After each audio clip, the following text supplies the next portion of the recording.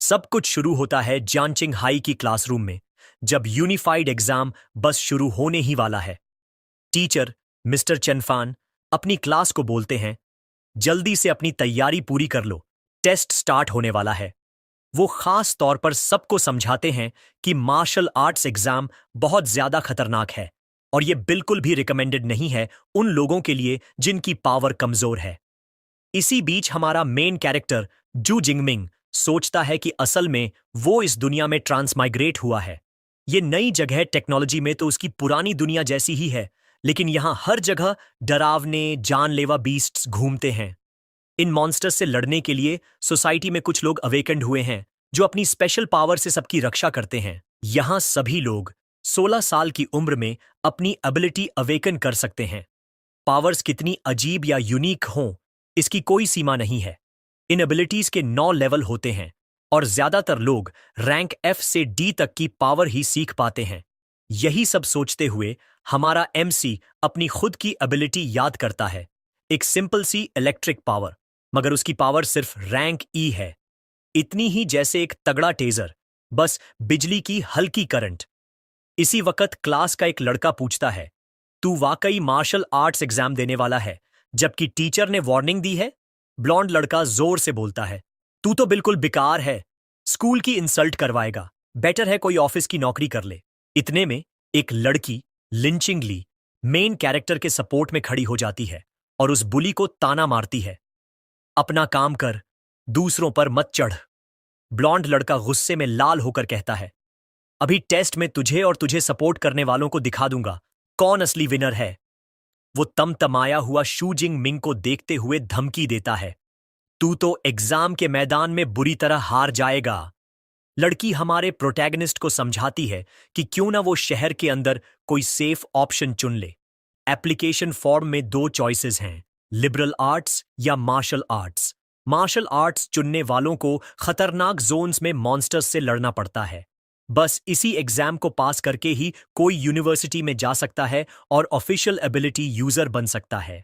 MC सोचता है, चाहे वो एग्जाम अवॉइड भी कर ले, इस दुनिया के मॉन्स्टर्स से बचना नामुमकिन है, वो कभी भी आ सकते हैं। उसी वक्त उसकी आंखों के आगे उसके माँ बाप की याद आ जाती है, बीस्टाइड में उन्हें खो देने की दर्दनाक मेमोरी। इसी कारण वो फिर कभी इतना बेबस, इतना कमजोर महसूस नहीं करना चाहता। फॉर्म हाथ में लिए हुए वो डिसाइड करता है, मैं मार्शल आर्ट्स एग्जाम जरूर दूंगा। उस दिन शाम को स्कूल बिल्डिंग के पीछे सूरज ढलने लगता है।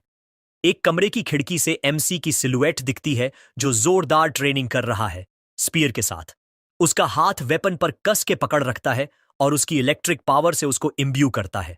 एमसी पूरे पैशन और इंटेंसिटी के साथ एनर्जाइज्ड स्पीयर से मूव्स प्रैक्टिस करता है, हर बार खुद को पुश करता हुआ थोड़ा और बेहतर बनने के लिए।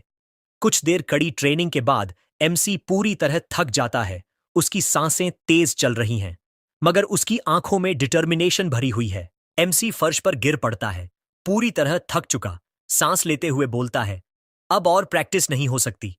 लेटा हुआ वो सोचता है कि उसकी स्पीयर टेक्निक ने उसे बाकी ई क्लास अवेकेंड से थोड़ा ज्यादा मजबूत बना दिया है। वो याद करता है कि डी क्लास से नीचे के मार्शल आर्टिस्ट्स के लिए हर साल कैजुअल्टी रेट बढ़ती ही जा रही है। मजबूती से मुट्ठी भींचकर ये युवा सोचता है, अब पूरी जान लगा दूंगा, मुझे अवेकेंड यूनिवर्सिटी में जाना ही है। अचानक उसके सामने एक नीली स्क्रीन तेज चमकने लगती है। अचानक सिस्टम की नोटिफिकेशन आती है, सिस्टम एक्टिवेट हो रहा है। एमसी बिल्कुल हैरान रह जाता है। स्क्रीन पूछती है, would you like the beginners package? MC हैरानी से सोचता है, यही तो मेरा इंतजार किया हुआ चीट है क्या? क्यूरियस होकर वो पूछता है, इस पैकेज में है क्या?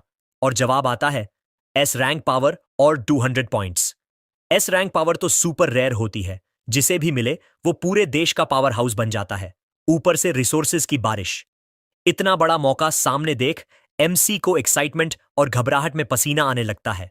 सोचता है, रैंक ई का ये नोबडी भी अब अपनी किस्मत बदल सकता है। कॉन्फिडेंट स्माइल के साथ वो तुरंत सिस्टम की गिफ्ट एक्सेप्ट कर लेता है।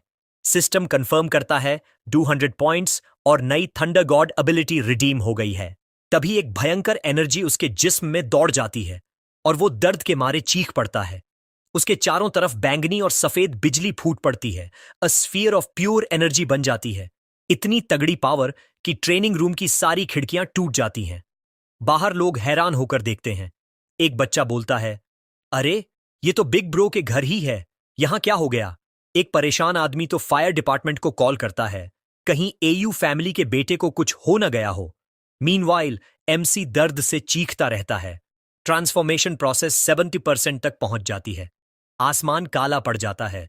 लोग रास्ते में डर से सोचते हैं, आखिर हो क्या रहा है? फिर एक विशाल बिजली का ड्रैगन आसमान में बिल्डिंग के ऊपर प्रकट होता है। हर कोई डर जाता है। एक ऑफिस में बैठा आदमी इस दबाव को महसूस करता है। सोचता है, कोई शक्तिशाली बीस्ट शहर में घुस तो नहीं आया? गंभीर एक्सप्रेशन के साथ वो ऑर्डर देता है, जियानिंग की थर्ड लीजन फौरन हाई अलर्ट पर आ जाए। ऊपर आसमान में ये एनर्जी क्रीचर तैरता है, पूरे शहर के लिए खतरे की घंटी बनता हुआ। आखिरकार एमसी की दर्द भरी आखिरी चीख के साथ ट्रांसफॉर्मेशन 100% कंप्लीट हो जाता है। सारी एनर्जी गायब हो जाती है। पीछे सिर्फ एक पूरी तरह बर्बाद कमरा बचता है, शेयर पावर से तबाह। एमसी अपनी मुट्ठी कसता है, महसूस करता है अपने जिस्म में दौड़ती हुई नई और अकल्पनीय ताकत को। यह है उसकी S rank power, divine thunder, जो उसकी पिछली पावर से कई गुना ज्यादा प्रचंड है। कमरे के जंगली हालात देख एमसी सोचता है, बड़ी गड़बड़ हो गई। गनीमत है कि सब कंट्रोल में आ गया। उसे याद आता है कि उसे 200 एबिलिटी पॉइंट्स भी मिले थे। सोचता है, इनका क्या यूज है? इतना सिंपल और सीधा चीट पाकर दिल खुश हो जाता है। सिस्टम से बोलता है, पैनल ओपन करो। स्क्रीन पर पूरा पैनल डिस्प्ले होता है। नाम शू जिंग मिंग, उसकी नई एस रैंक पावर और 200 पॉइंट्स। एमसी डिसाइड करता है कि ये 200 पॉइंट्स कल के एग्जाम के लिए अपनी कॉम्बैट पावर बढ़ाने में लगा देगा। उसे समझ है कि असली ताकत तो शरीर और मन दोनों को मजबूत बनाने से आती है, इसलिए सबसे पहले यही दोनों एट्रीब्यूट्स में पॉइंट्स असाइन करता है। एमसी जैसे ही अपने एट्रीब्यूट्स में पॉइंट्स डिस्ट्रीब्यूट करता है, उसके नंबर्स तेजी से बढ़ने लगते हैं। एक गहरा पर्पल ऑरा उसे पूरी तरह घेर लेता है और वो महसूस करता है कि नई ताकत उसके पूरे शरीर में बह रही है। प्रोटोगोनिस्ट को महसूस होता है कि उसकी एनर्जी और सर्कुलेशन बेहतर हो गए हैं और उसकी सोच इतनी क्लियर और तेज हो गई है कि जैसे हर बात आंखों के सामने झलक रही हो। वो अपने हाथ की मुट्ठी कस के पकड़ता है, मांसपेशियों में आई नई ताकत को जांचता है। वैसे ही एमसी अब पहले से कहीं तेजी से मूव करने लगता है। उसके अटैक हवा को चीरते हुए तेजी से निकलते हैं। तभी उसे एहसास होता है कि बेसिक एट्रीब्यूट्स को बढ़ाने पर उसकी ओवरऑल कॉम्बैट स्किल्स भी बेहतर हो गई हैं। पैनल पर साफ दिख रहा है कि उसका फिजिक और स्पिरिट दोनों बढ़ गए हैं और पॉइंट्स को कैसे कन्वर्ट किया गया है, यह भी बताया जा रहा है। अपने नए पावर के साथ एमसी कॉन्फिडेंट है कि यूनिवर्सिटी में प्रवेश पक्का है, पर सोचता है कि उसका रैंकिंग क्या होगा। प्रोटैगनिस्ट स्पीयर को हवा में उछालता है, पूरी ताकत से अपनी स्ट्रेंथ टेस्ट करने को रेडी होता है। वेपन पकड़ते ही उसे हल्का लगने लगता है, क्योंकि उसकी फिजिकल स्ट्रेंथ इतनी बढ़ चुकी है कि स्पीयर भी लगभग हल्की महसूस हो रही है। लेकिन एग्जाम कल है, इसलिए नया वेपन लेने का समय नहीं है। अब बिना सुपर पावर इस्तेमाल किए वो अपनी मैक्सिमम स्ट्रेंथ टेस्ट करना चाहता है। गहरी सांस लेकर वह वेपन को भारी ताकत से पकड़ता है, ताकतवर वार करने के लिए पूरी तरह तैयार होता है। उसका स्पीयर सीधा टारगेट पर भयंकर वार करता है। स्कोरबोर्ड पर 321 कैलोरीज की फोर्स इमेज होती है। कमरा धीरे धीरे अपने आप रिपेयर हो जाता है। एमसी अपनी फिजिकल स्ट्रेंथ को देखकर खुश और आश्चर्यचकित होता है, जो आम अवेकेंड से कहीं ज्यादा है, लगभग 2 गुना। उसकी आंखों में पावर की चमक आती है। फिर वो अपनी नई purple sky divine thunder ability का परीक्षण करता है। बैंगनी बिजली उसके हाथों और शरीर पर फैलने लगती है। वो स्पीयर को एनर्जाइज करता है और तेज वॉर करता है। स्कोरबोर्ड पर 3021 कैलोरीज की ताकत दिखती है। एमसी कहता है, एस रैंक पावर वाकई जबरदस्त है। ये तो मिड लेवल यूजर जैसी ताकत है। बिजली उसके शरीर से चकमकाती रहती है और वो सोचता है, यह तो मेरी असली लिमिट भी नहीं है। स्पीयर कस के पकड़कर वह सोचता है कि अब अपनी ताकत, सुपर पावर और स्किल को मिलाकर एक पूरा डेवस्टेटिंग ब्लो देगा। वो तेजी से स्पिनिंग अटैक करता है, इलेक्ट्रिफाइड स्पीयर के साथ बड़ी व्हाइट और पर्पल एनर्जी वॉर्टेक्स बनाता है। वेपन की टिप पर प्योर पावर की एक स्फीयर बनती है जो टारगेट पर छोड़ी जाएगी। एक तेज चीख के साथ वो सारी ताकत छोड़ देता है। अटैक में एक भयंकर एक्सप्लोजन होता है जो रास्ते में सब कुछ तहस नहस कर देता है। मेन हॉल में लोग ट्रेमर महसूस करते हैं। एक शख्स पूछता है, क्या ये अर्थक्वेक था? उसी फ्लोर पर कजन के ग्रुप वाइब्रेशन की वजह से गिर पड़ते हैं। एक लड़का कहता है, इतनी स्ट्रांग एनर्जी फ्लक्चुएशन तो सुपर यूजर की हो सकती है। टैंकी की दोस्त बेहोश होती है क्योंकि यहां तो सिर्फ स्टूडेंट्स आते हैं, सबसे स्ट्रांग वाले दूसरों के हॉल्स में जाते हैं। तमाशा देखकर कजन कहते हैं, चलो सोर्स का पता करते हैं। वे एनर्जी को देखते हुए ट्रेनिंग रूम की तरफ बढ़ते हैं। वहां प्रोटैगनिस्ट को कमरे से निकलते पाते हैं। कजन पूछती है, अंदर क्या कर रहा था? एमसी कैजुअली जवाब देता है, बस घर जा रहा हूं तैयारी करने। फ्रेंड गुड लक कहती है, फिर जल्दी कजन को खींचती है और कहती है, असली धमाका यहीं हुआ। दरवाजा खोलते ही सब दंग रह जाते हैं। ट्रेनिंग रूम पूरी तरह तबाह हो चुका है। फ्रेंड हैरान होकर कहती है, इतनी डैमेज मेमोरी मेटल भी सह नहीं पाता, इतना जबरदस्त वार। ग्रुप का एक लड़का इस बात पर यकीन नहीं कर पाता कि कोई स्टूडेंट इतना कर सकता है। वह कहता है, यहां अभी भी बहुत इंटेंस एनर्जी बाकी है। एक और शख्स सहमति में कहता है कि इतना ज्यादा डैमेज तो कोई टॉप टियर प्रोडिजी भी नहीं कर सकता। फिर लड़की को एक शानदार आइडिया आता है। शायद हमारे एमसी में छुपा हुआ कोई जीनियस हो जिसने यह सब अफरा तफरी मचाई हो। लेकिन लड़के उस पे हंसते हैं और कहते हैं, इतनी बात तो बिल्कुल बेवकूफी है। ये तो बस एक ई रैंकर है जो अपनी ताकत में भी 300 से ऊपर नहीं जा पाता। दूसरा लड़का तर्क देता है कि हो सकता है वो पावरफुल यूजर किसी दूसरे हॉलवे से गुजरा हो। फिर वह लड़की से पूछता है कि उसका क्या ख्याल है। लड़की रेक्ट वॉल को छूती है और बस इतना कहती है, शायद। वो पूरी तरह सोच में डूबी हुई लगती है। दीवार के डैमेज को करीब से देखती है तो उसे पता चलता है कि उस पर स्पीयर के मार्क्स हैं। तभी उसकी आंखों के सामने उसका कजन स्पीयर पकड़े हुए झलकता है, जिससे उसकी शकत की ओर बढ़ जाती है।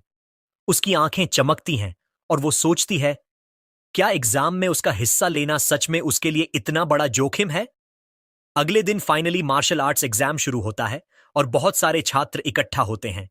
छात्र बस से उतरते हैं, अपने हथियार उठाते हैं और बड़े टेस्ट की तैयारी करते हैं। भीड़ में हमारा मेन कैरेक्टर अपने स्पीयर को कंधे पर रखे कॉन्फिडेंट लुक के साथ आता है। कुछ छात्र एग्जाम अरीना में यूनिकॉर्न राइनोसिरस को देखकर डरे हुए नजर आते हैं। हालांकि स्कूल बुली उन्हें तुच्छ कहता है और कहता है कि जो इस बीस्ट को हैंडल नहीं कर सकते वो बेकार हैं। एमसी के बेस्ट फ्रेंड पूछता है कि वो एरोगेंट लड़का कौन है। एमसी बताता है कि वह जो मिनगांग है, जिसकी बी रैंक एबिलिटी है और जो पहले लेवल पर पहुंच चुका है। अपनी नजरें अपने राइवल पर गड़ाए हमारे युवा नायक के चेहरे पर एक स्मर्क आता है और वो सोचता है कि अब कौन ज्यादा स्ट्रांग है। तभी एक जबरदस्त आवाज गूंजती है जो सभी कैंडिडेट्स का ध्यान खींचती है। एक अधिकारी खुद को वोंग हियांग बताता है, जो मार्शल आर्ट्स एग्जाम का कमांडर इन चीफ है। वह एक मिलिट्री व्हीकल पर चढ़ता है और बताता है कि यह टेस्ट 12 घंटे चलेगा, एक रूइंड सिटी में। वह क्षेत्र 3 जोन्स में बंटा है और पॉइंट्स बीस्ट्स को हराने पर मिलेगी। गंभीर नजर से वह छात्रों को चेतावनी देता है कि कोई भी हाई स्कोर के लिए अपनी जान जोखिम में न डाले। हमारा प्रोटेगनिस्ट सोचता है कि पहले वह आउटर एरिया में रहता, लेकिन अब वह पूरी ताकत के साथ सेंटर की ओर जाएगा।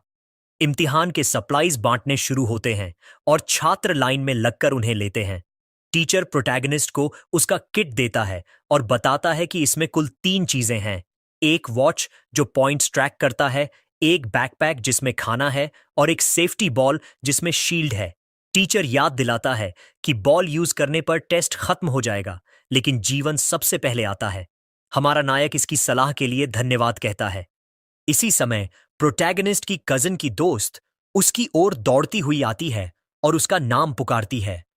वह प्रोटैगनिस्ट को अपनी टीम में शामिल होने के लिए इनवाइट करती है, जिसमें क्लास प्रेसिडेंट भी है, और ये वादा करती है कि वे उसकी रक्षा करेंगे। एक क्लासमेट शिकायत करता है कि टीम में सिर्फ 5 लोग हो सकते हैं और प्रोटैगनिस्ट शामिल करने से उनकी स्कोर घटेगी। क्लास प्रेसिडेंट की दोस्त नाराज होकर कहती है कि उन्होंने डील कर ही लिया है और अब वापस नहीं हट सकते। फिर दूसरा छात्र प्रोटैगनिस्ट की ओर इशारा करते हुए कहता है कि एग्जाम में डेड वेट नहीं सहेंगे। अपने बेस्ट फ्रेंड को गुस्सा होते देख प्रोटोगोनिस्ट उसे रोकता है और दयालु इनविटेशन के लिए धन्यवाद कहता है। मुस्कुराते हुए वह प्रस्ताव को ठुकरा देता है और कहता है कि इस बार वह एग्जाम अरीना में अकेले ही जाएगा। लड़की और उसकी दोस्त हैरान होती हैं, लेकिन वह उसकी डिसीजन स्वीकार कर लेती है और बस उसकी सेफ्टी के लिए कहती है। वो सब नए सदस्य की तलाश में चल देते हैं और प्रोटोगोनिस्ट पीछे रह जाता है। प्रोटोगोनिस्ट का हल्का सा स्मर्क उसके सेल्फ अश्योर्ड कॉन्फिडेंस को दर्शाता है। वह सोचता है कि बिना उनकी मदद के भी वह इस एग्जाम में किसी भी तरह अच्छा स्कोर करेगा। एक आवाज एग्जाम के शुरू होने की घोषणा करती है और ड्रोन्स एक्टिवेट होकर सभी कुछ लाइव ब्रॉडकास्ट करने लगते हैं। इससे सारे छात्र टूटे हुए शहर की ओर दौड़ पड़ते हैं, परीक्षा पास करने का दृढ़ संकल्प लेकर। प्रोटैगनिस्ट की कजन और उसका ग्रुप भी एग्जाम अरीना की ओर बढ़ते हैं। भीड़ में एक और लड़की दिखती है जिसके बाल पर्पल रंग के हैं और वो अनग्लोबलिक गति से दौड़ रही है। बुद्धिमान जो मिंगयांग अपने सोड के साथ हवा में छलांग लगाता है, सबको अपनी ताकत दिखाने को तैयार। इसी बीच हमारा प्रोटैगनिस्ट भी दृढ़ कदम रखता है, एक्शन में कूदने के लिए तैयार। वह स्पीयर लेकर दौड़ता है और अपने मार्शल आर्ट्स एग्जाम के लिए पूरी तरह तैयार होने की घोषणा करता है। अपनी रिस्ट वॉच को टैप करता है और एग्जाम सिस्टम एक्टिवेट कर देता है। स्क्रीन पर उसके डिटेल्स और रैंकिंग के साथ उसके राइवल का नाम पहले नंबर पर दिखाई देता है। मुस्कुराते हुए प्रोटैगनिस्ट देखता है कि जीनियस पहले से ही पॉइंट्स कमाना शुरू कर चुका है और तय करता है कि अब उसे भी चलना चाहिए। वह आउटर एरिया छोड़कर सीधे सिटी के सेंट्रल जोन की ओर बढ़ता है। जल्द ही वह अबैंडन्ड और ध्वस्त इमारतों वाले टेस्ट अरीना में प्रवेश करता है। स्पीयर हाथ में लेकर वह सावधानी से इलाके की खोज में निकलता है, किसी भी खतरे की तलाश में। अचानक उसे जमीन पर एक चोटिल स्टूडेंट मिलता है।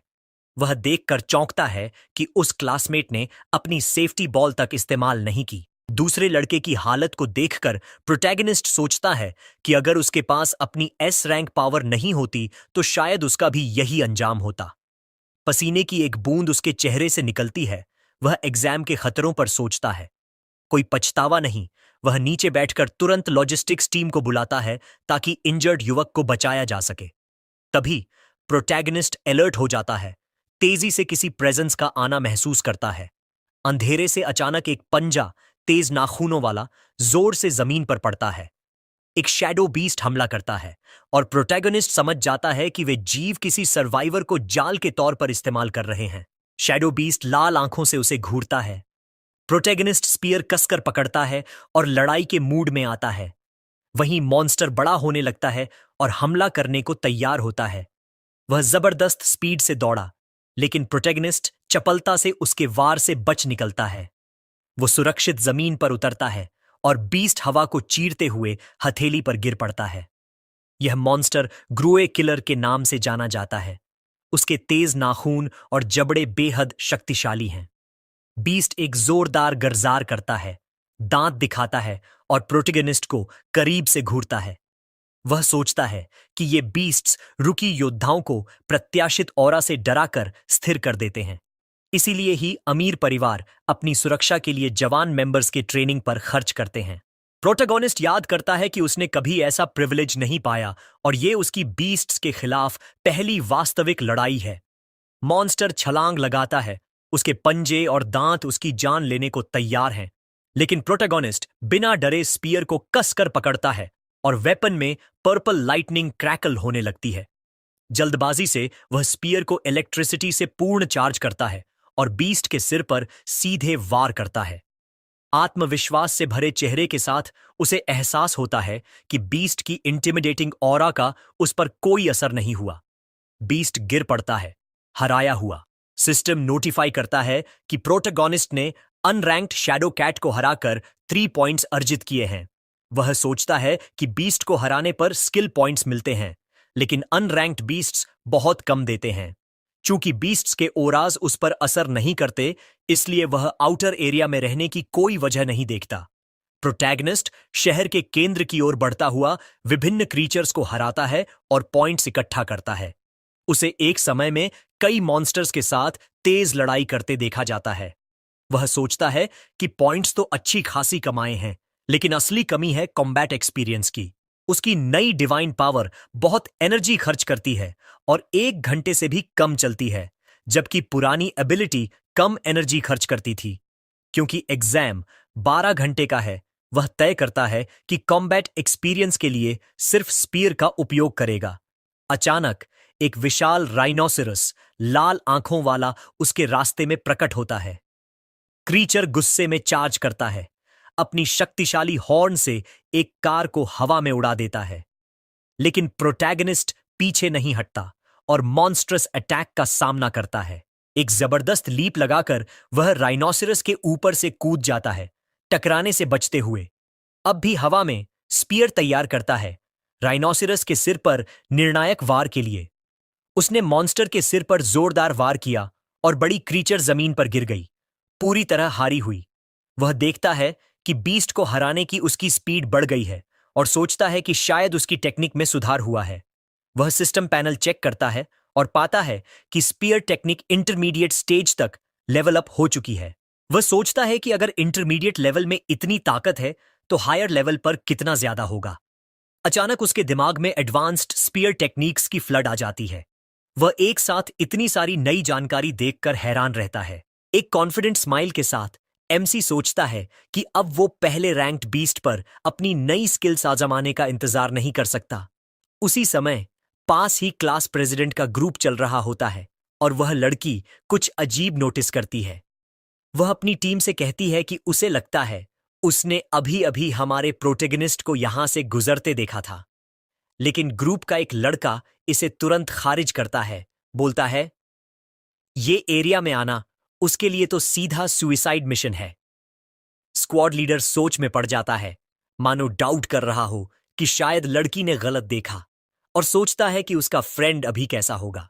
अचानक ग्रुप का एक मेंबर उन्हें पुकारते हुए पास के गिरे हुए रिनाओस की तरफ इशारा करता है। वे पास जाते हैं और देखते हैं कि उसके सिर पर जो फेटल वूंड है वो सीधे स्पीयर से किया गया है। लड़की शॉक में है। वो सोचती है, क्या जिसे उसने देखा सच में हमारा हीरो हो सकता है? लेकिन एक टीममेट शक जाहिर करता है, वो मॉन्स्टर तो सिर्फ कोई सी रैंक अवेकंड ही गिरा सकता है। दूसरा कहता है, चलो उसकी रैंकिंग चेक करते हैं, सारी बातें क्लियर हो जाएंगी। लड़की अपनी वॉच पर लीडर बोर्ड चेक करती है और स्टन्ड रह जाती है यह देखकर कि सच में वही था। क्लासमेट्स पैनिक करने लगते हैं, यकीन नहीं कर पाते कि एमसी टॉप 50 में है। उधर अरीना के बाहर जनता एग्जाम देखकर उत्साहित है और देख रही है कि जो मिंगयांग पहली पोजीशन पर है। शहर के डायरेक्टर ऑफ एजुकेशन इस जीनियस की तारीफ करते हैं, कहते हैं कि यह प्रोविंशियल टॉप 100 में पक्का आएगा। फिर वो फर्स्ट और थर्ड प्लेस स्कूल के प्रिंसिपल्स को स्ट्रॉन्ग परफॉर्मेंस के लिए कॉन्ग्रेचुलेट करते हैं। लेकिन डायरेक्टर सेकंड स्कूल की आलोचना करता है, कहता है कि उनके टॉप स्टूडेंट की पोजीशन सिर्फ 18th है। सेकंड स्कूल का प्रिंसिपल चिढ़कर शिकायत करता है कि उसके सिर्फ 8 स्टूडेंट्स टॉप 50 में हैं। तभी डायरेक्टर रुककर पूछता है, ये शू जिंगमिंग कौन है? मैंने इसका नाम कभी नहीं सुना। एक टीचर उस नाम को सुनकर हक्का बक्का रह जाता है और चिल्ला उठता है कि ये लड़का टॉप 50 में है। ठंडा पसीना उसके माथे पर आ जाता है। वह सोचता है, क्या इसने अपनी असली ताकत दिखा दी है? लेकिन वह डाउट करता है कि एक ई रैंक अचानक एस रैंक बन सकता है। वो खींचकर कहता है कि एमसी को तो देख भी नहीं सकते, क्योंकि एग्जाम के दौरान सिर्फ टॉप 10 के पास डेडिकेटेड कैमरास होते हैं। अरीना के अंदर वापस प्रोटैगनिस्ट अब सेंट्रल एरिया में है, जो कि हाई रिस्क जोन है। वो टूटी फूटी सड़कों से गुजर रहा है और एक ग्लास की बोतल पर पैर रख देता है। एक स्नैक बार खाते हुए वह नोट करता है कि रैंक्ड बीस्ट्स बाकी के मुकाबले ज्यादा चालाक और ज्यादा टेरिटोरियल होते हैं। अचानक उसकी आंखें संकुचित हो जाती हैं। वह महसूस करता है कि कोई बेहद तेजी से उसकी ओर बढ़ रहा है। एक विशाल टाइगर नीली आंखों वाला कारों को तोड़ता फोड़ता उसकी तरफ बढ़ता है।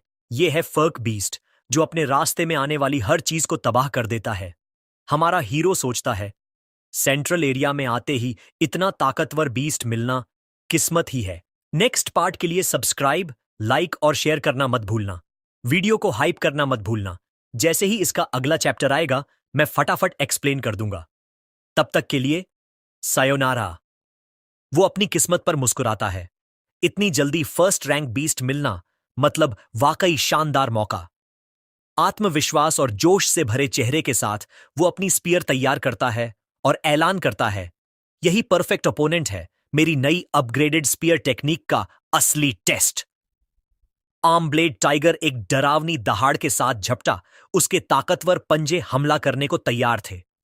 शू जिंगमिंग पूरी तरह शांत और कंपोजर में रहा, अपनी स्पीयर रक्षात्मक मुद्रा में पकड़ ली।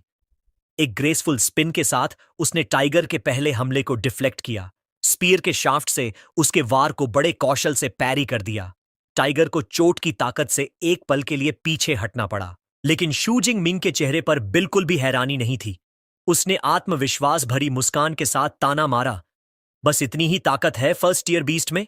लगता है मुझे मेहनत करवाने के लिए टाइगर किंग चाहिए होगा। उसकी इस छेड़ से बीस्ट और भी भड़क गया। शू जिंगमिंग ने चुनौती दी, जा, अब तेरा वक्त है। फिर वो अचानक आक्रामक हो गया, विश्वास और बिजली सी तेजी के साथ आगे छलांग लगाई। स्पीयर की नोक एक ब्लर बन गई और सीधा टाइगर के कंधे पर घुसकर खून निकाल दिया। बीस्ट दर्द और गुस्से में चीखा, लेकिन शू जिंगमिंग ने उसे संभलने का मौका ही नहीं दिया। वो पूरी तरह शांत और एकाग्र बना रहा। उसका अटैक सिर्फ बीस्ट को और भी उग्र बना गया। अब फर्स्ट रैंक बीस्ट की आंखों में एक डरावनी नीली रोशनी चमकने लगी। वो अपने पिछले पैरों पर खड़ा हो गया, शू जिंगमिंग पर लंबा पड़ते हुए जोरदार दहाड़ लगाई, अपनी पूरी ताकत दिखाने की तैयारी करते हुए। आर्म ब्लेड टाइगर ने अपने विशाल ब्लेडेड पॉज से भयानक स्वाइप मारी। शू जिंगमिंग की रिफ्लेक्सेस कमाल की थी। उसने अटैक को गजब फुर्ती से डॉज किया और उसी मोमेंटम का इस्तेमाल करते हुए पास के लैंप पोस्ट से झूलकर डेडली क्लॉज से बच निकला। अपनी नेक्स्ट काउंटर अटैक के लिए परफेक्ट पोजीशन में आ गया। जमीन पर खूबसूरती से उतरते हुए शू जिंगमिंग ने फर्स्ट ईयर बीस्ट की जबरदस्त जिद को सराहा। उसे दिख रहा था कि डिस्पाइट चोटों के आर्म ब्लेड टाइगर अब भी जबरदस्त स्ट्रगल करने को बेताब है। फाइट को खत्म करने की ठानते हुए उसने ऐलान किया, अब और कोई स्ट्रगल बेकार है।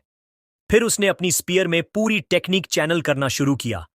लाइटनिंग गेल ब्रेक, ब्लू एनर्जी का वॉटेक्स उसके हथियार के चारों तरफ घूमने लगा। एक जोरदार युद्ध घोष के साथ उसने टेक्निक छोड़ दी। उसका शरीर एक ब्लर बन गया, स्पिनिंग अटैक से बिजली की तरह वार किया। स्पीयर की एनर्जी से कई स्लैशिंग आर्क्स ऑफ लाइट बने। अटैक सीधा टारगेट पे लगा। टाइगर ने आखिरी दर्द भरी चीख मारी, क्योंकि यह ताकतवर टेक्निक उसके जिस्म को चीरे डाल रही थी। वो विशाल बीस्ट चित्त हो गया, हार गया। उसी क्षण शू जिंगमिंग की स्मार्ट वॉच पर नोटिफिकेशन चमकी। फर्स्ट टीयर आर्मर्ड टाइगर को हराकर 14 एबिलिटी पॉइंट्स प्राप्त हुए। वो संतुष्ट होकर नोट करता है, फर्स्ट टीयर बीस्ट से मिलने वाले पॉइंट्स अनरैंक्ड के मुकाबले लगभग 2 गुने हैं। एक नया नजरिया उसे मिलता है। उसे समझ आता है कि जहां बाकी लोगों के लिए एग्जाम हॉल खतरे की जगह है, उसके लिए ये एक खजाने की खान है। खुद को लेवल अप करने का सबसे बड़ा मौका। नई ऊर्जा और संकल्प के साथ शू जिंगमिंग कसम खाता है कि वो सबसे ताकतवर बीस्ट्स का शिकार कर जितना हो सके एबिलिटी पॉइंट्स इकट्ठा करेगा। दूसरी तरफ ऑडियंस स्टैंड्स में माहौल काफी टेंस है। ऑफिशियल्स और टीचर्स लाइव रैंकिंग्स पर नजरें जमाए बैठे हैं। लीडर बोर्ड पर अब शू जिंगमिंग का नाम 328 पॉइंट्स के साथ 32वें स्थान पर दिख रहा है।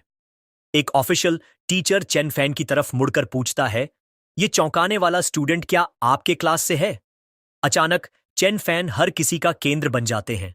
अन्य टीचर उनकी तारीफ करने लगते हैं, हैरान हैं कि उनकी क्लास से ही उनके स्कूल के अकेले स्टूडेंट्स टॉप 50 में आए हैं।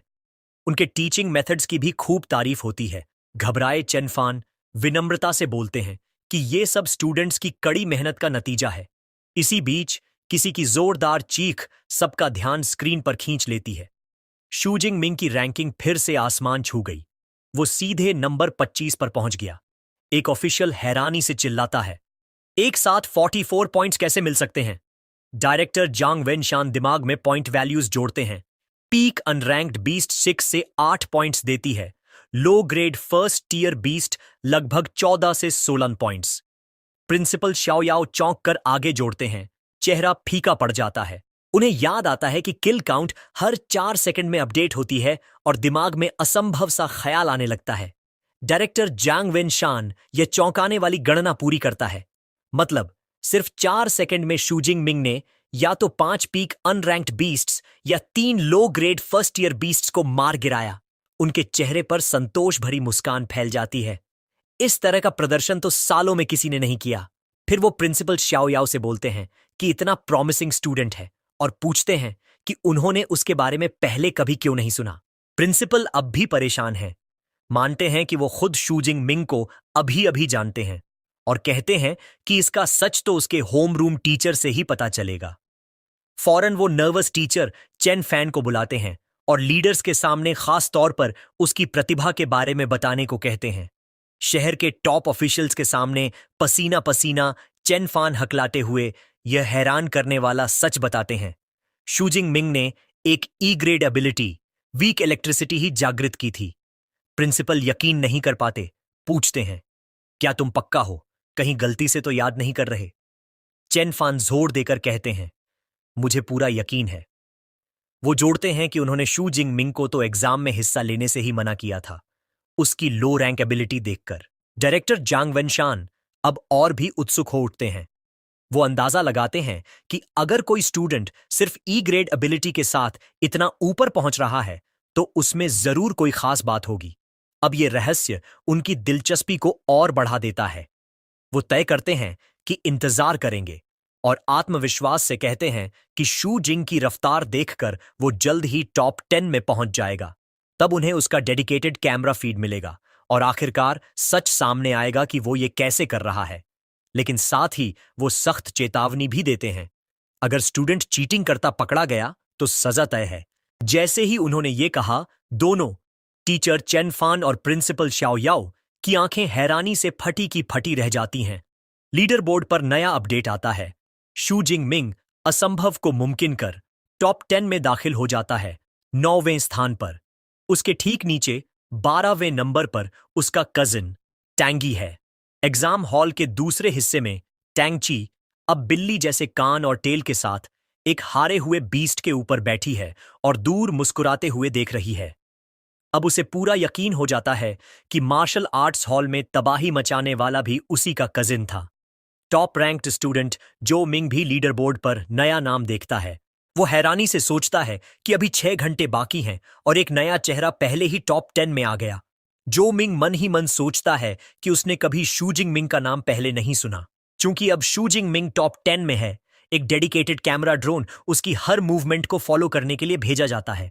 लाइव फीड में वो स्पीयर से एक और फर्स्ट टीयर बीस्ट को बड़ी आसानी से मारता दिखता है। बीस्ट गिरते ही उसकी स्मार्ट वॉच पर नोटिफिकेशन आता है, फिर से 14 एबिलिटी पॉइंट्स। शू जिंग मिंग खुद से सोचता है, सेंट्रल एरिया में बीस्ट्स को मारने की एफिशिएंसी सच में बहुत ज्यादा है। फिर उसकी नजर अपने ऊपर घूमते ड्रोन पर जाती है। तुरंत समझ जाता है कि अब वो टॉप 10 में प्रवेश कर चुका है। अपने ताजा शिकार के शव पर खड़े होकर शू जिंग सोचता है, ये एग्जाम हकीकत में ताकत और पोटेंशियल की परीक्षा है, जहां बेहतर नतीजे सीधे सीधे और भी बड़ा सम्मान दिलाते हैं। ये समझते हुए वो तय करता है कि अपनी असली शक्ति छुपाने का कोई कारण नहीं, टॉप 10 में आना तो सिर्फ शुरुआत है। कोर एरिया को चैलेंज करने से पहले वो दोबारा अपनी ताकत बढ़ाना चाहता है। सिस्टम पैनल चेक करता है। स्पीयर टेक्निक अब एडवांस्ड लेवल पर है और उसके पास 312 एबिलिटी पॉइंट्स जमा हैं। थोड़ा निराश होकर नोट करता है कि अभी तक उसकी रैंक अवेकेंट से ऊपर प्रमोट नहीं हुई। वो डिड्यूस करता है कि असली एबिलिटी यूजर बनने के लिए एक खास कल्टीवेशन मेथड सीखना जरूरी है, जो वो एग्जाम के बीच नहीं कर सकता। रैंक नहीं बढ़ा सकता तो अगले कदम के तौर पर अपने बेसिक एट्रीब्यूट्स को और बूस्ट करने का फैसला करता है। कुछ पॉइंट्स खर्च कर फिजिक +40 और स्पिरिट +22 करता है। नया जोश और शक्ति महसूस करते हुए वो मुट्ठी भींचता है, अब कोर एरिया का सामना करने को तैयार। जल्द ही वो कोर एरिया के एंट्रेंस पर पहुंच जाता है। यहां खतरे का स्तर सबसे ऊंचा है। उसका स्वागत एक क्रूर नजारे से होता है। 9 आर्मर्ड टाइगर्स एक विशाल राइनो जैसे बीस्ट की लाश को नोच रहे हैं। शू जिंग मिंग दूर से सावधानी से झुंड को ऑब्जर्व करता है। वो जल्दी ही पहचान लेता है, बीच वाला सबसे बड़ा और भारी आभा वाला आर्मर्ड टाइगर ही इनका किंग है। लेकिन डरने के बजाय शू जिंग मिंग के लिए ये पूरा झुंड तो बस पॉइंट्स की फसल जैसी है, एक साथ बहुत बड़ी कमाई। जैसे ही वो आगे बढ़ने की तैयारी करता है, उसे किसी और की मौजूदगी महसूस होती है। वो आवाज लगाता है, कौन है? छुपे रहने का कोई फायदा नहीं, बाहर आ जाओ। कॉर्नर से जो मिंग बाहर आता है। इम्प्रेस्ड होकर वो शू जिंग मिंग की तेज परसेप्टिवनेस की तारीफ करता है और मानता है कि उसे उम्मीद नहीं थी कि टॉप 10 में आने वाला रहस्यमयी स्टूडेंट वही होगा। शू जिंग मिंग भी रिकॉग्नाइजिंग नजर आता है। ये टॉप रैंक्ड जो मिंग है। शू जिंग मिंग पूछता है, तुम्हें कैसे पता चला मैं ही हूं? जो मिंग यांग बताता है, कोर एरिया में जितना भी स्ट्रॉन्ग कैंडिडेट आ सकता है, मैं हर एक को जानता हूं। जब कोई अननोन इतनी तेजी से रैंकिंग में आया तो समझ गया यही वही राइजिंग नाम है। जो मिंगयांग आगे खुलासा करता है कि वो भी बहुत देर से टाइगर पैक को देख रहा है और अपनी सोर्ड निकालने की तैयारी करता है। शू जिनपिंग तुरंत सतर्क हो जाता है, पूछता है, तुम मेरा मॉन्स्टर छीनने तो नहीं आए? जो मिंग स्पष्ट करता है कि उसका ऐसा कोई इरादा नहीं है। वो बताता है, आर्मर्ड टाइगर किंग एक highly powerful mid grade first tier beast है और उसके साथ 9 और टाइगर्स। इसे अकेले कोई नहीं संभाल सकता। मैं चाहता हूं हम दोनों मिलकर इस झुंड का शिकार करें। पर शू जिंग मिंग सीधे सपाट 2 शब्दों में जवाब देता है, जरूरत नहीं, और एकदम आत्मविश्वास से कहता है, इन्हें अकेले निपटाने के लिए मैं ही काफी हूं। पूर्ण आत्मविश्वास के साथ वो ऐलान करता है कि अकेले ही वो काफी है। जो मिंगयांग की ऑफर को ठुकराते हुए शू जिंग मिंग बेझिझक आगे बढ़ता है और आर्मर्ड टाइगर्स के झुंड का सामना करने के लिए खुले मैदान में कदम रखता है। उसकी अचानक एंट्री ने तुरंत ही सबका ध्यान अपनी तरफ खींच लिया। टाइगर्स गुर्राते हुए वार्निंग देते हैं और टाइगर किंग, जो अपनी शिकार पर बैठा था, एक जबरदस्त रोर निकालकर अपनी डोमिनेंस दिखाता है। शू जिंगमिंग की आंखें सिकुड़ जाती हैं जब वो अपने ओपोनेंट्स को गौर से देखता है। वो नोट करता है कि जैसा उसने सोचा था, एक बीस्ट किंग के लीड करने की वजह से ये झुंड काफी स्मार्ट है। टाइगर्स ने सिंपल बैटल फॉर्मेशन बना रखी है जिसमें सबसे स्ट्रांग आगे खड़े हैं। पूरा पैक धमकी भरी गरज के साथ तैयार होता है, सब एक साथ हमला करने के लिए। अचानक एक टाइगर झुंड से अलग होकर सीधे उसकी तरफ चार्ज करता है, जोर से रोर करते हुए उस पर झपटता है। अपनी छुपी हुई जगह से जो मिंगयांग ये सब डिसबिलीफ और इंट्रीग के साथ देख रहा होता है, वो डिसाइड करता है कि फिलहाल बस ऑब्जर्व करेगा, ये जानने के लिए कि शू जिंग मिंग सच में मौत के मुंह में जा रहा है या फिर उसके पास कोई स्पेशल स्किल है जो उसके इस कॉन्फिडेंस को जस्टिफाई करता है। चार्जिंग बीस्ट का सामना करते हुए शू जिंग मिंग बिल्कुल शांत खड़ा रहता है। उसके चारों ओर एक काल्म ऑरा फैल जाता है जबकि वो अपना स्पीयर तैयार करता है। पलक झपकते ही वो एक्शन में आ जाता है।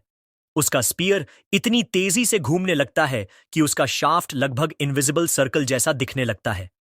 वो अपनी अटैक के लिए एनर्जी इकट्ठा करता है और फिर अनलीश करता है एक बेहद वाइड स्पिनिंग स्वीप जो हवा को चीरते हुए इनकमिंग बीस्ट्स की तरफ जाता है। उसकी अटैक की ताकत जबरदस्त होती है। एक ही घातक मोशन में उसका घूमता हुआ स्पीयर कई टाइगर्स को एक साथ चीर डालता है और खून की धार सड़क पर फैल जाती है। तुरंत ही सिस्टम नोटिफिकेशंस पॉपअप होती हैं, उसके किल्स कंफर्म करते हुए और एबिलिटी पॉइंट्स अवॉर्ड करते हुए। मर चुके टाइगर्स की बॉडीज खून से भीगी सड़क पर ढेर हो जाती है। पैक की पहली वेव उसकी सिंगल पावरफुल स्ट्राइक से पूरी तरह खत्म हो जाती है। आर्मर्ड टाइगर किंग अपने झुंड के कत्लेआम से आग बबूला हो जाता है, लेकिन शू जिंग मिंग इस तबाही को देखते हुए हल्की सी डिससैटिस्फैक्शन के साथ मुस्कुराता है। वो कहता है कि अफसोस है उसकी फिजिकल स्ट्रेंथ अभी भी कमजोर है, क्योंकि वो एक ही वार में सारे टाइगर्स को खत्म नहीं कर पाया। बाकी के बचे हुए टाइगर्स अपने गुस्से से भरे किंग की अगुवाई में उसे चारों तरफ से घेर लेते हैं, अपने मारे गए झुंड का बदला लेने के लिए तैयार। टाइगर किंग एक डेफनिंग रोर छोड़ता है, एक पावरफुल सोनिक अटैक जो अपने ओपोनेंट को डिसोरिएंट करने के लिए था। उस रोर की ताकत इतनी जबरदस्त थी कि आसपास की इमारतों की खिड़कियां चकनाचूर हो जाती हैं और चारों तरफ शैटर्ड ग्लास की बारिश होने लगती है। दूर से देख रहा जो मिंग भी उस सोनिक ब्लास्ट से प्रभावित होता है, सिर पकड़कर दर्द से तड़प जाता है, लेकिन शू जिंग मिंग टूटते कांध के बीच भी अडिग खड़ा रहता है। बिल्कुल अनफेज्ड, वो समझ जाता है कि टाइगर किंग उसे डराने की कोशिश कर रहा है। एक चुनौती भरी नजर के साथ वो ऐलान करता है कि ये बीस्ट शायद दूसरों को डरा सकता है, लेकिन उसे नहीं। बाकी के टाइगर्स चारों तरफ से उस पर झपटते हैं और शू जिंग मिंग उनका सामना करता है फ्लूइड ग्रेस और डेडली प्रिसिजन के साथ।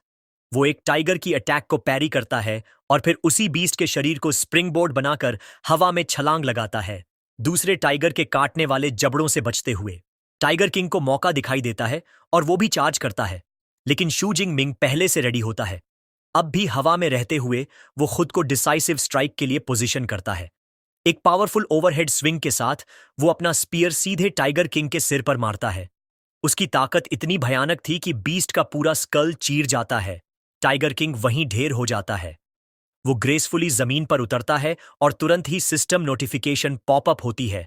अपर rank first order arm blade tiger defeated, place store 20 ability points. अपनी छुपी जगह से देख रहा जो मिंग पूरी तरह डम्बफाउंडेड रह जाता है। पसीना बहाते हुए आंखें फटी की फटी रह जाती हैं। वो यकीन ही नहीं कर पाता जो उसने देखा। धीमे से खुद से बड़बड़ाता है कि कोई अकेला इंसान पूरे झुंड का सफाया कैसे कर सकता है। आखिर शू जिंग मिंग किस तरह का मॉन्स्टर है। शू जिंग मिंग दूसरी तरफ एक्सटैटिक होता है। वो खुश होकर मावल करता है कि एक ही टाइगर पैक से उसे इतने सारे एबिलिटी पॉइंट्स मिल गए। वो एक्साइटेड होकर सोचता है कि 12 आवर एग्जाम खत्म होने से पहले और कितने पॉइंट्स वो एक्यूमुलेट कर सकता है। जानते हुए कि ज्यादा पॉइंट्स का मतलब है ज्यादा पावर, वो डिसाइड करता है कि तुरंत अगले बीस्ट्स की तलाश में निकलना होगा। लेकिन उसके जाने से पहले ही जो मिंग अपनी छुपी जगह से बाहर दौड़ आता है। वो डिमांड करता है कि शू जिंग मिंग बताए कि आखिर कैसे उसने सिर्फ एक लॉन्ग स्पीयर के दम पर सारे टाइगर्स को क्रश कर दिया। जो मिंग पूछता है कि क्या उसकी एबिलिटी रीइंफोर्समेंट टाइप है जो उसकी इनक्रेडिबल फिजिकल स्ट्रेंथ को एक्सप्लेन कर सकती है। शू जिंग मिंग बिना रुके बस छलांग लगाकर दूर चला जाता है और पीछे मुड़कर चिल्लाता है, मैं लाइटनिंग टाइप हूं। जो मिंग गुस्से से खौल उठता है। वो शू जिंग मिंग के जवाब पर यकीन नहीं करता। वो गुस्से में अपनी मुट्ठी भींच लेता है, सोचते हुए कि शू जिंग मिंग उसे जानबूझकर डिसमिस कर रहा है। लेकिन अगले ही पल उसे एहसास होता है कि इतने सारे नए किल्स के साथ शू जिंग मिंग का स्कोर उसके बराबर पहुंच सकता है। वो जल्दी से अपना स्मार्ट वॉच खोलकर लीडर बोर्ड चेक करता है और उसके एब्सोल्यूट हॉरर में उसे दिखता है कि शू जिंग मिंग ने सिर्फ बराबरी ही नहीं की, बल्कि उसे पूरी तरह पीछे छोड़ दिया है। लीडर बोर्ड पर अब शू जिंग मिंग का नाम पहले स्थान पर चमक रहा था, 22 पॉइंट्स के साथ। जो मिंग यंग नीचे धकेल दिया गया था दूसरे नंबर पर सिर्फ 9 और 85 पॉइंट्स के साथ। ये देखकर वो गुस्से और फ्रस्ट्रेशन में चीख पड़ता है। दूसरी तरफ ऑडियंस स्टैंड्स में ऑफिशियल्स एक्साइटमेंट से फट पड़ते हैं। डायरेक्टर जांग वेन उठ खड़ा होता है और ऐलान करता है कि शू जिंग मिंग की हाई लेवल स्पीयरमैनशिप ये साबित करती है कि वो वाकई एक जेन्युइन जीनियस है। वो चमकते हुए प्रिंसिपल शाओ याओ के कंधे पर हाथ रखकर कहता है कि शू जिंग मिंग के रिप्रेजेंट करने से अब जोंगशेंग स्कूल जरूर प्रोविंशियल टॉप 100 में जगह बनाएगा। वो वादा करता है कि एग्जाम के बाद सेकंड हाई स्कूल को पूरी अकोमोडेशन दी जाएगी। प्रिंसिपल शाओ याओ की आंखों में आंसू आ जाते हैं। वो सोचता है कि शू जिंग मिंग कितना बड़ा सरप्राइज साबित हुआ है। आखिरकार उसकी स्कूल को चमकने का दिन मिल ही गया। 3 घंटे बाद कोर जोन में जो मिंगयांग सड़क पर भटक रहा होता है, पूरी तरह कंफ्यूज्ड एक्सप्रेशन के साथ। वो जोर से बड़बड़ाता है, ये सारे फियर्स बीस्ट्स कहां गायब हो गए। पीछे से एक आवाज आती है, इसके लिए तो तुम्हें नंबर 1 रैंक्ड स्टूडेंट से पूछना पड़ेगा। वो मुड़कर देखता है और अपने कजन टांगी को पाता है। उसके साथ टॉप रैंक्ड स्टूडेंट्स वुहा और मुंग डी भी थे। टांगी खाली सड़कों की तरफ इशारा करते हुए कहती है, शू जिंग मिंग पहले ही सारे बीस्ट्स मार चुका है। हमें तो बीस्ट्स मिले ही नहीं, इसलिए हमें टीम अप करना पड़ा। जो मिंगयंग स्तब्ध रह जाता है। उसे यकीन ही नहीं होता कि कोई अकेला इंसान पूरे कोर जोन को साफ कर सकता है। तांगी उसकी तरफ देखकर कहती है, जो मिंग, ये साफ है कि तुम रैंक्ड एबिलिटी यूजर बने ज्यादा समय नहीं हुआ है। वो साबित करने के लिए अपना स्मार्ट वॉच एक्टिवेट करती है। लीडर बोर्ड की स्क्रीन हवा में चमक उठती है। जो मिंगयंग की आंखें डिसबिलीफ में चौड़ी हो जाती हैं। उसकी नजर सीधे शू जिंग मिंग के नाम पर जाती है। 3435 पॉइंट्स, जो उसके खुद के स्कोर से 3 गुना से भी ज्यादा था। जो मिंगयंग बस हकला कर रह जाता है। ये कैसे पॉसिबल है? तंगी शांत स्वर में कैलकुलेशन समझाती है।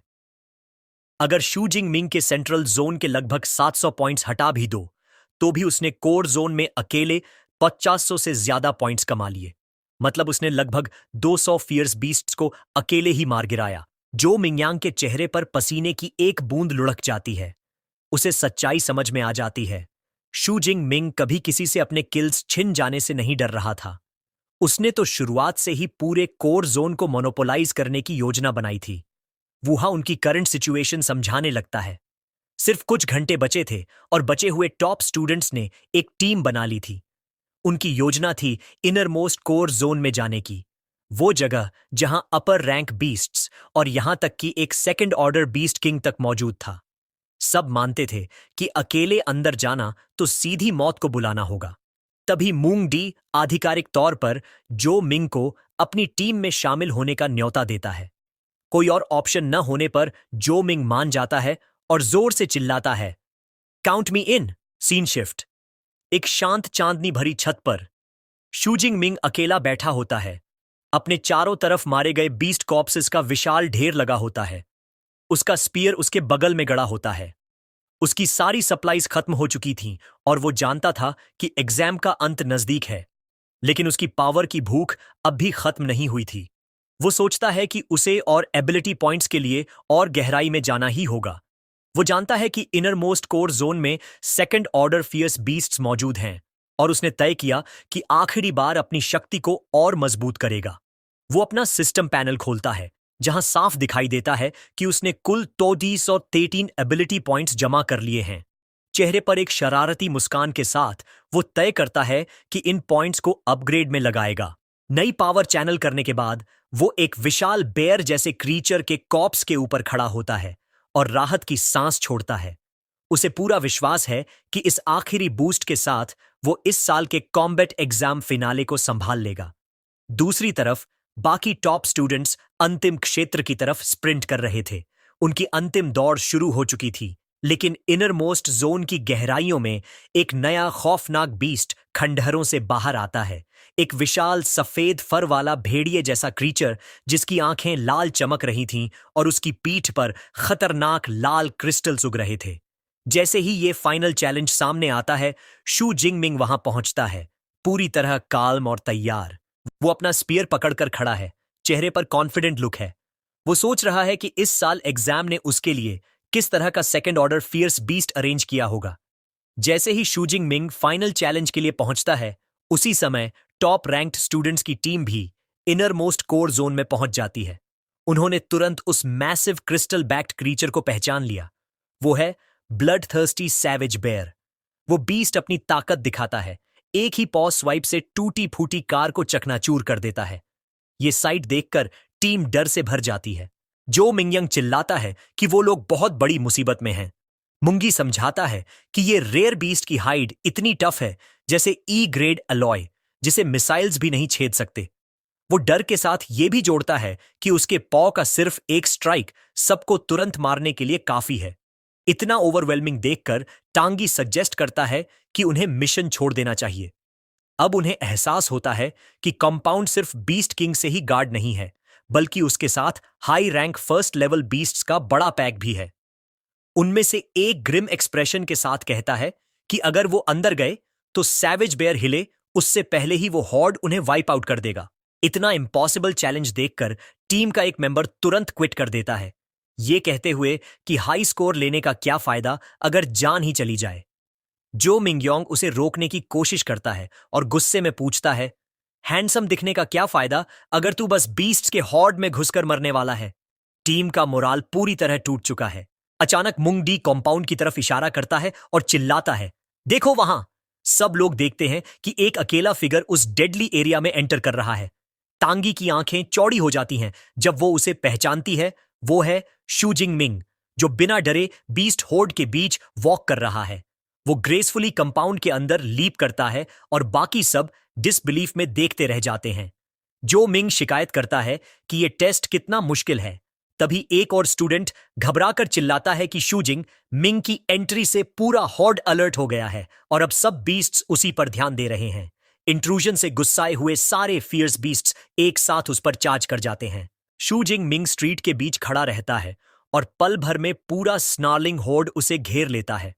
रूफटॉप से देख रहे बाकी स्टूडेंट्स हॉरर में जम जाते हैं। तांगी अपने कजन के लिए चिंतित होती है, लेकिन वुहाओ कहता है कि वो बहुत रेकलेस था। तांगी जिद करती है कि उसे उसकी मदद करनी होगी। मिंग डी उसका हाथ पकड़कर रोकता है और वुहाओ उसे पागल कहता है। ये तो पॉइंटलेस डेथ है। लेकिन तांगी मजबूरी से कहती है कि जिंग मिंग उसका कजन है और वो बस खड़े होकर उसे मरते हुए नहीं देख सकती। तभी अचानक बीस्ट होर्ड के बीच से पर्पल और ब्लू लाइटनिंग का मैसिव एक्सप्लोजन होता है। रॉ पावर की वजह से एक ब्लाइंडिंग फ्लैश बनता है और रूफटॉप पर खड़े स्टूडेंट्स अपनी आंखें ढक लेते हैं। जो मिंग हैरान होकर घूरता है और सोचता है, क्या ये वही लाइटनिंग सुपर पावर है जिसका जिक्र शू जिंग मिंग ने किया था? जैसे ही लाइटनिंग डिसिपेट होता है, सामने अटर कार्नेज का सीन होता है। पूरा horde of first level beasts wipe out हो चुका है। उनकी जली हुई बॉडीज इधर उधर पड़ी हैं और बीच में एक अकेला अनहार्म्ड फिगर खड़ा है। वो है शू जिंग मिंग। उसके चारों तरफ पर्पल लाइटनिंग क्रैकल कर रही है। वो मानता है कि सिर्फ उसकी फिजिकल स्ट्रेंथ काफी नहीं थी, इसलिए उसे अपना सुपर पावर यूज करना पड़ा। उसके होठों पर कॉन्फिडेंट स्माइल आती है क्योंकि वो अपने एस ग्रेड एबिलिटी की इमेंस पावर महसूस कर रहा है। लेसर थ्रेट्स को खत्म करने के बाद उसकी नजर अब फाइनल चैलेंज पर जाती है। वो ब्लड थर्स्टी सैवेज बेयर जो अपने मिनियंस की लाशों के ऊपर खड़ा है। मैसिव बीस्ट एक डेफनिंग रोर निकालता है। शू जिंग मिंग काल्म रहता है और अपने ओपोनेंट को एनालाइज करता है। वो नोट करता है कि सैवेज बेयर बहुत बड़ा है और शायद एजाइल नहीं है, इसलिए अपनी थंडर एबिलिटी से वो उसे हैंडल कर सकता है। लेकिन फिर उसे दिखता है कि बीस्ट अकेला नहीं है, उसके साथ कई छोटे मगर डेंजरस मिनियंस भी हैं। उसे समझ आता है कि ये क्रीचर्स अनॉयंस बन सकते हैं, तो वो डिसाइड करता है कि सबसे पहले एरिया क्लियर करना होगा। उसकी आंखों में फियर्स डिटर्मिनेशन चमकती है और वो डिक्लेयर करता है कि पहले ये सब खत्म कर दूंगा। वो अचानक मोशन में बर्स्ट करता है। उसका body S grade lightning ability से एनहांस हो चुका है। वो ब्लाइंडिंग स्पीड से मूव करता है और रिमेनिंग बीस्ट्स को ब्लिट्स करता है। एक हाई रैंक शैडो कैट को एफर्टलेसली डिस्पैच करता है। उसकी स्मार्ट वॉच तुरंत कंफर्म करती है किल और उसे 13 पॉइंट्स मिलते हैं। आत्मविश्वास से मुस्कुराते हुए शू जिंग मिंग अपने फिजिक पर सुपर पावर की एनहांसमेंट देखकर हैरान होता है। लेकिन वो मानता है कि ये डेंजरस स्टेट वो ज्यादा देर तक मेंटेन नहीं कर सकता। उसे पता है कि मिनियंस को खत्म करने के लिए इतना काफी है। वो अपने स्पीयर का एक पावरफुल स्वीप मारता है और आखिरी लेसर बीस्ट को काट गिराता है। हाई रैंक यूनिकॉर्न राइनो को मारने पर उसकी स्मार्ट वॉच 15 पॉइंट्स दिखाती है। अब एरिया क्लियर हो चुका है और फाइनल कॉन्फ्रंटेशन शुरू होता है। सैवेज बेयर गुस्से में रोर करता है। उसके मैसिव पॉज जमीन पर गिरते हैं और शॉक वेव पेवमेंट को चकनाचूर कर देती है। बीस्ट चार्ज करता है, जमीन हिलने लगती है। लाइटनिंग ऑरा में ढका हुआ शू जिंग मिंग सीधा चार्ज को फेस करता है। वो एक पावरफुल लीप लेता है और चार्ज डॉज कर देता है। उसी समय स्पीयर को डेवस्टेटिंग आर्क में घुमाकर बीस्ट की पीठ पर लगी बड़ी लाल क्रिस्टल्स में से एक को चकनाचूर कर देता है। बैटल ब्लर की तरह चलता है। शू जिंग मिंग एक्सपर्ट की तरह बेयर के अटैक्स डॉज करता है और प्रिसाइज स्ट्राइक से उसके और क्रिस्टल्स तोड़कर उसे घायल करता है। उसकी स्मार्ट वॉच लगातार पॉइंट्स अपडेट करती रहती है जैसे ही वो बीस्ट किंग की डिफेंसेस डिसमेंटल करता है। सैवेज बेयर रोर करता है। अपने मिनियंस को गिरते देख वो और गुस्से में भर जाता है। लाइटनिंग में लिपटा हुआ शू जिंग मिंग उसे चिढ़ाते हुए कहता है, क्या तू गुस्सा हो रहा है? चिंता मत कर, मैं अभी तुझे भी संभाल लूंगा। आखिरी मिनियन चार्जिंग राइनो को खत्म करने ही वाला होता है कि बेयर किंग चालाकी से देख रहा होता है। जैसे ही शू जिंग मिंग स्ट्राइक करने जाता है, बेयर किंग अचानक अनएक्सपेक्टेड स्पीड दिखाता है और अपने ही मिनियन को तोड़कर इंटरसेप्ट करता है। शू जिंग मिंग हैरानी से आंखें फैलाकर देखता है। उसे एहसास होता है कि बीस्ट ने उसके मूव को एंटिसिपेट मींस प्रिडिक्ट किया था। बेयर किंग अपने पॉज क्लैप करता है। अपने आखिरी मिनियन को कुचलकर एक डेवस्टेटिंग शॉक वेव बनाता है जो जमीन और आसपास की कार्स को तबाह कर देती है। फाइनल राइनो एक्सप्लोजन में फटकर चिथड़े चिथड़े हो जाता है, लेकिन यह अटैक अपने असली टारगेट को नुकसान नहीं पहुंचा पाता। लाइटनिंग ऑरा से घिरा हुआ शू जिंग मिंग हवा में ग्रेसफुली फ्लिप करता है और बिना किसी चोट के सुरक्षित जमीन पर उतरता है। अब बैटलफील्ड पूरी तरह साफ है। लेसर थ्रेट्स सब खत्म हो चुके हैं। सिर्फ 2 किंग्स बचे हैं। शू जिंग मिंग जबरदस्त मुस्कान के साथ खड़ा है। उसका बॉडी पावर से क्रैकल कर रहा है। वो डिक्लेयर करता है, अब जब मिनियंस नहीं बचे देखते हैं तेरी आर्मर लाइक हाइड मेरी थंडर की ताकत झेल पाती है या नहीं। तो दोस्तों, आज के लिए इतना ही। अगले पार्ट में मिलते हैं। लाइक, शेयर और सब्सक्राइब करना मत भूलना।